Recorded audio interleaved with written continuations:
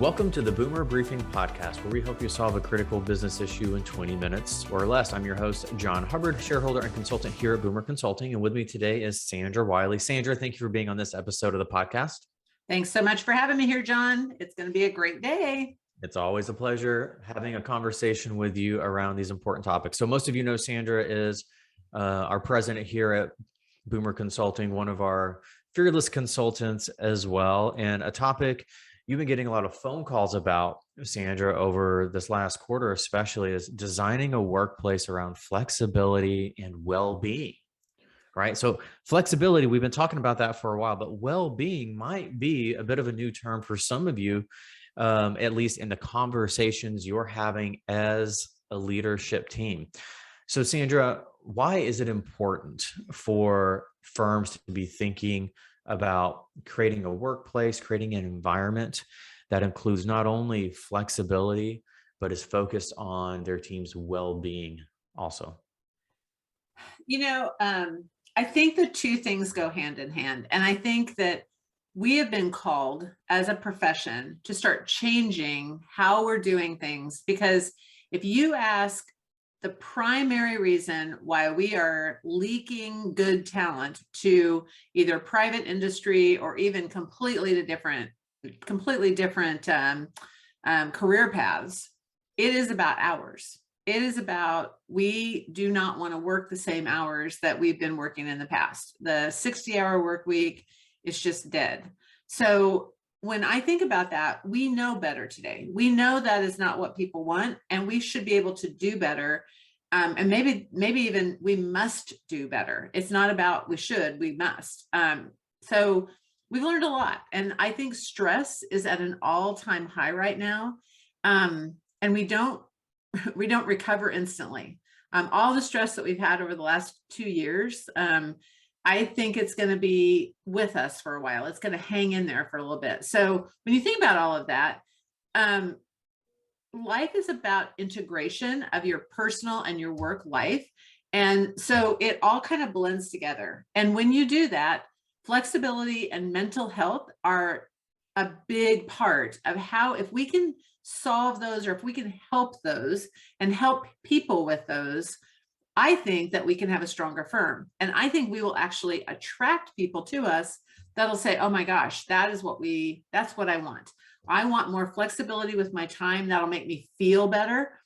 I want more help with my mental well-being, my mindfulness. And if I can get both of those things at my work, and they understand me and they understand what I need, I am more likely to stay there and to make my career there.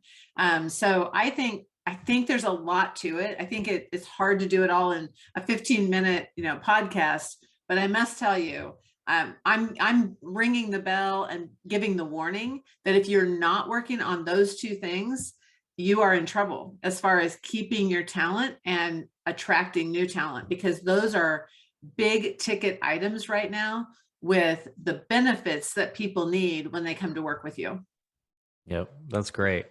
And I think at least most of the partners we work with at firms, not only do they want great firm performance, of course they do, but they also want to positively impact the lives of their team, of their employees. They want their firm to be more impactful than maybe where it is today, right?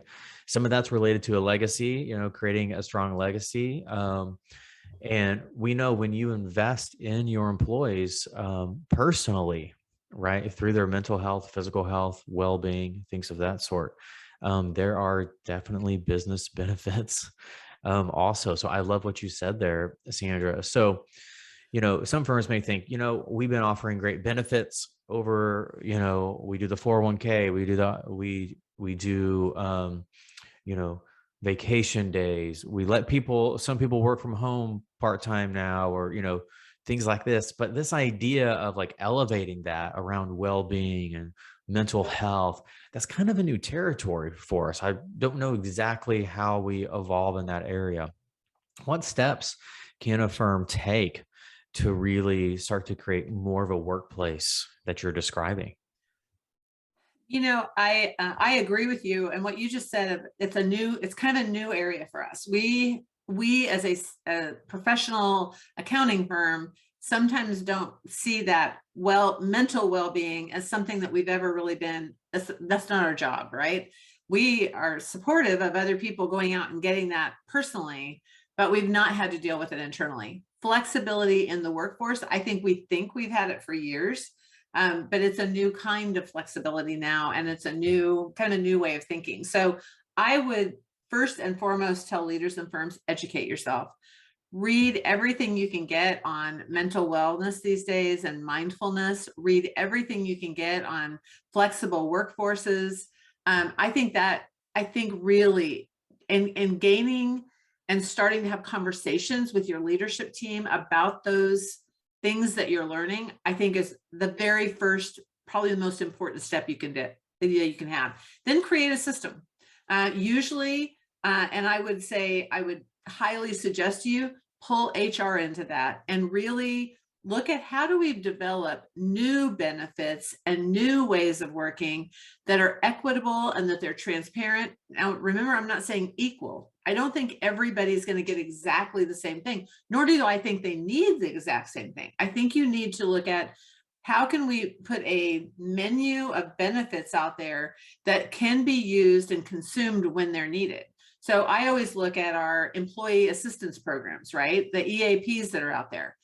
They're there, they are talked about, they're educated, they have lunch and learns, all kinds of things like that. But they're there to consume when the employee needs them. And so not every employee will, but that doesn't mean you shouldn't have it. Have transparency in how people can work from home and be flexible there, but also be transparent about the accountability that they'll be held to. Just because we're talking about flexibility and mindfulness and wellness, health and mental wellness, doesn't mean that they're not working anymore. We still can hold them accountable to goals, and we can still hold them accountable to do what they need to do. But it is different today. Our benefits have to be different. And the last thing I would say about just what do we do? How do you design this? How do you work this into your firm? Ask your people what they need. Have conversations with them. It is amazing to me how many leaders in firms have gotten disconnected from the person that people are when they work for them. They know there's Sandra, she works at our company, but I know nothing about her. I didn't know she had children. I didn't know she had grandchildren. I didn't know she has a husband that just got laid off. I know nothing about them. Guess what? Now is the time to get to know your people, deeply get to know them, because you can respond to them and get them the right benefits if you know who they are and what they need. And we've gotten disconnected from that. I think that's going to be super important. Excellent advice, Sandra. So you get the joy of working with a lot of different firms around the country. And some of these firms are further ahead in other areas than other firms, right? So you may go spend a couple days at one firm, hop on a plane, fly to another, and they're way behind the firm you just left, right? Yep. And so those firms that you're working with that maybe are more progressive in this area, or maybe further ahead in the journey around creating this type of workplace, what type of results have you seen them have? What are some of the benefits you're seeing them talk about or hearing them talk about? Yeah, I think the firms that have a more progressive, forward-thinking wellness program and flexibility program, the first thing that I notice when I talk to their employees, because one of the things I love to do is when I actually work with a firm, whether it's virtually or whether it's in person, is I like to talk to the people, right? As I'm walking into the office, or if I'm talking to someone, I'm creating the experience before I go in or something. I think that the firms that are farther ahead, I really believe they have more engaged and really happy workforce. I mean, you can tell the difference in how people are feeling connected to the firm and how much they love the firm when there's a higher realization of that happier, flexible workplace. So more engaged, happier workforce. I think we always can tie it back to retention, profit, and revenue. You can always see that those three things go up as the workforce is happier. And then this is one that I think human resources tracks, but I'm not sure that they show the metric very often, but less days off for sick and mental health days. Go figure. If you have more benefits around how to keep yourself mentally and physically healthy, and how to make yourself feel like you can have a better balance between your work and your family life, guess what? There's less days that are taken in sick time, and there are less days that are taken in this mental health problem. So, and the challenge that they have there. So I would just say, man, keep track of those metrics and you will see a difference as you make changes in your company. Yeah. So I'm going to ask an obvious question here, but we always like to ask this type of question, which is, obviously this is not a topic that's just isolated to our profession, to our firms. What are you hearing outside the walls of the CPA profession around this topic? Is it gaining as much steam? Is it, I guess, what are you hearing? Yeah, so this is you're right. You always ask this question, and I always kind of laugh a little bit. But honestly, this in particular, the crazy that we have had to deal with over the last 2 or 3 years, it is not just about the accounting profession. It is every single profession, every single person. Everybody's had to deal with this craziness that has happened, and therefore the ramifications from that craziness, they're affecting everybody. So literally every single person, some dealing with it better than others, but all of us have been affected. So it's every profession, it's every job, it is every person. They've all, and globally, and again, not just in our country, right? It's global. So it's everywhere. But it's also, I think there's some really good things that have come out of it. And so for all of us, I think that we will be better coming out of this. We'll be stronger if we take advantage of it. Yeah.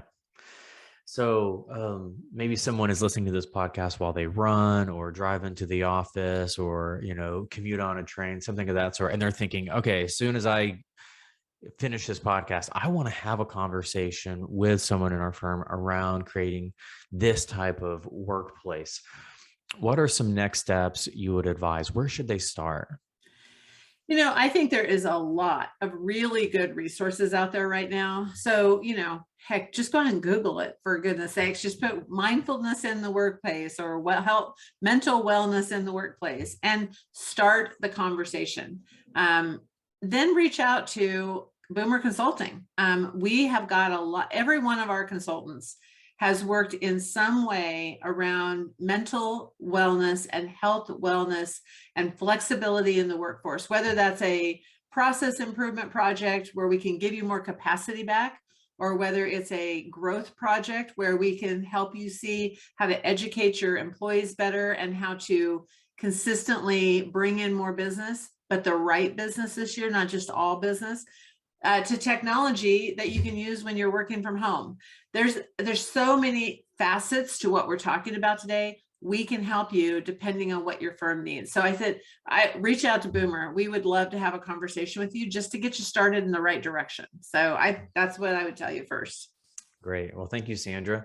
Well, as we round out this episode of the Boomer Briefing podcast, I want to say thank you for taking the time to chat with me. For those listeners, if you enjoyed this conversation and want to reach out to Sandra to maybe have a conversation around creating more of this type of workplace. Sandra, I know you're very active on LinkedIn, so just typing in Sandra Wiley will pop you up pretty quickly there. Your email address is sandra.wiley@boomer.com. And of course, they can contact you from our website as well, which is boomer.com. Also, for our listeners, if you enjoyed this conversation, we release new episodes every Tuesday morning, and knock on wood, we have not missed a Tuesday morning yet for goodness, almost a year here. So we've been pretty consistent releasing these conversations, and each of these episodes is really focused on what we believe to be critical business issues for your firm. And if you are one of our listeners, we rotate topics every week. So please go ahead and subscribe and stay tuned for the next episode. Thanks, Sandra. All right. Thanks, John.